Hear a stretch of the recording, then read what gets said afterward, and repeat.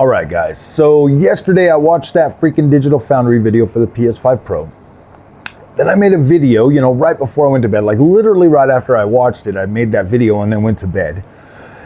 And then I got up and I started checking out like The Last of Us on PC, and I'm looking at that and I'm like, gosh damn dude, this game looks absolutely perfect on my ultra wide monitor, and that only lets you lock it out at like 3440 by 1440p, and I'm looking at that and there's like so much damn detail in this game on the PC. I'm like, oh, man, this is such a freaking, man, I wonder if everybody kind of goes through this when they switch from PC, or when they switch from consoles over to PC. I wonder if like how long that console mindset kind of like stays with them, and then like, you know, like, because when they launch new hardware and you're like, oh my gosh, and you get all excited about it and stuff.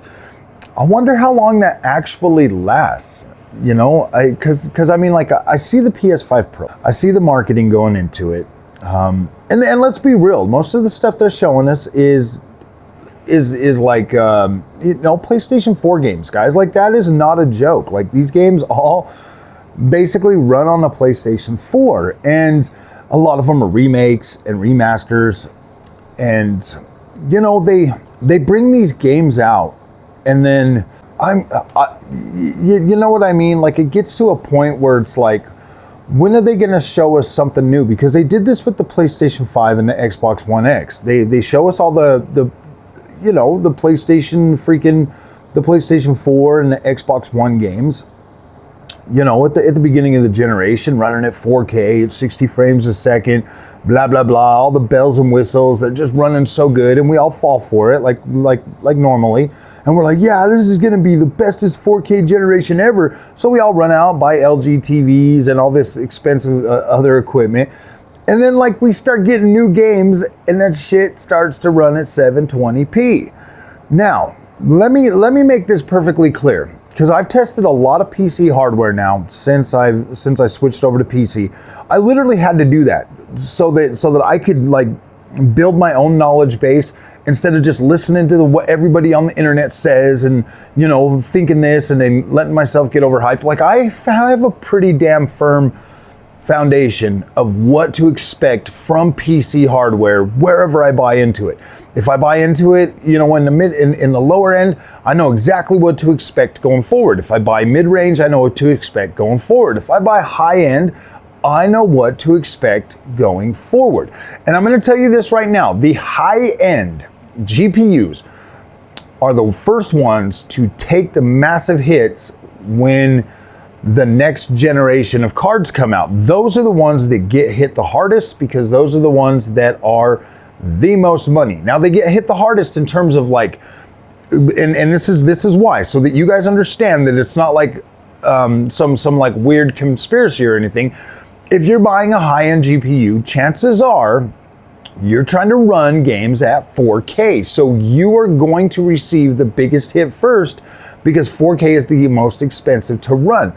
If you're running 1440p or you're running 1080p, usually you're not going to take or suffer as big a losses or as big a hits as you will in the high end. Now, and that's fine. Like, obviously we do want developers to push our new hardware, but at the same time, it also kind of makes you think like, wait a minute, man, are we getting screwed? Like, what's going on? So once you understand that, and once you become accustomed to how this stuff works, that is why, my friends, that the 3060, the 4060 are like the number one selling cards out there. That's why there's the highest amount of those cards being sold, because those cards get the job done. Every other generation or so, those cards are stronger than the top end card. Like, your 5060 is probably going to be 3090 power. You know what I mean? Like, your 5060 is going to be at the top end spot very soon. Like, within a couple more years, like, you're going to have that power. And so when that trickles down, the bottom is what keeps moving everything forward. Like, those cards are powerful. Your 5060 is going to curb stomp the PlayStation 5 Pro like next year.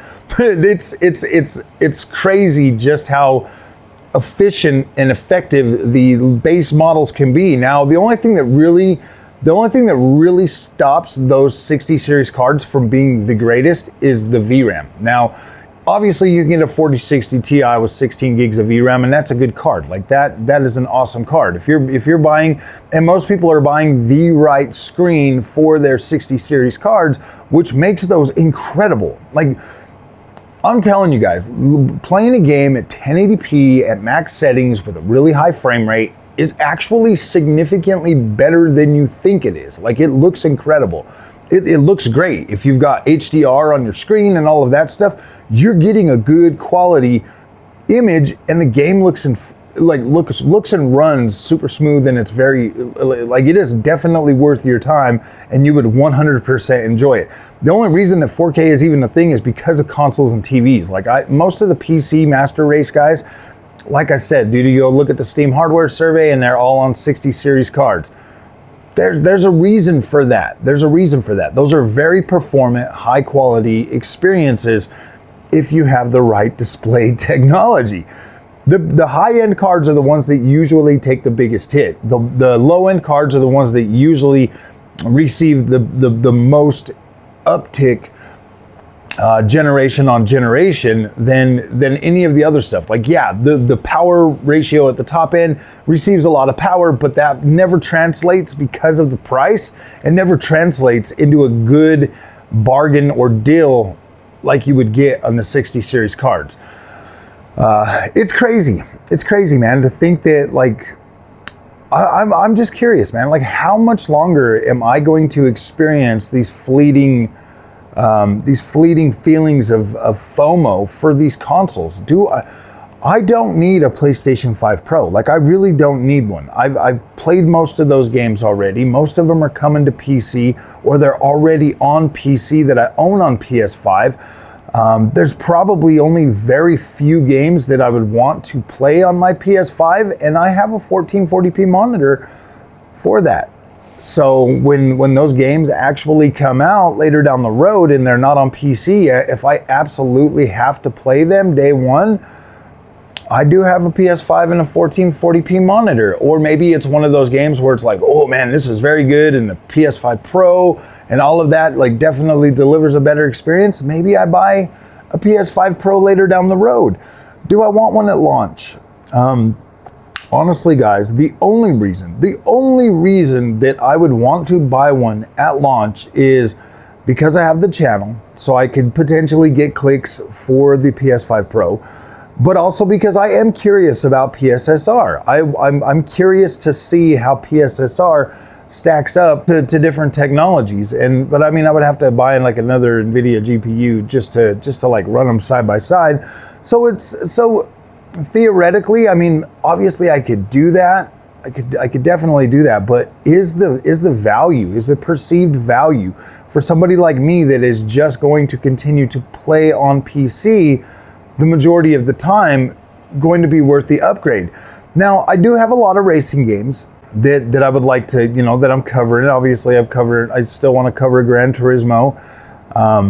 So at the end of the day, I want to do some more Gran Turismo racing, and I'm probably going to have some Gran Turismo videos up today. But at the end of the day, it's one of those things where buying a PS5 Pro on this channel would literally just be for clicks, and I don't know if I want to do that. Like, I'm liking the new technology, and I like the way that Sony's going with this, and I'm not going to take that away from them. Like, so that's actually a good thing that Sony is able to produce, an AI upscaler for the PlayStation 5 Pro. That means that the next generation of consoles will actually be even better, and they might be able to sell them cheaper again. You know what I mean? But who knows?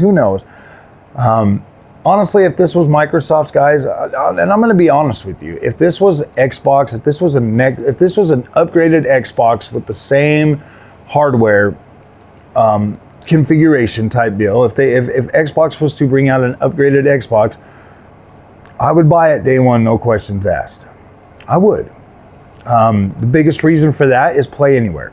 That I would buy that for Play Anywhere. due to the fact that I would be able to buy my games on the Xbox and play them on my PC, and I would be able to do comparisons significantly easier with the same save file, all of that stuff. So while PlayStation 5 Pro is an attractive console overall, I mean it is, at the end of the day, guys, it's really something simple like Play Anywhere that really prevents me from going like, yeah, I'm gonna buy that day one. If that was the case, I would, but you know, honestly, with Xbox, you know, an upgraded Xbox, I think that to me would be more worth buying day one than the PlayStation. So, all right, guys, thank you for watching. We'll see you in the next one. Have fun.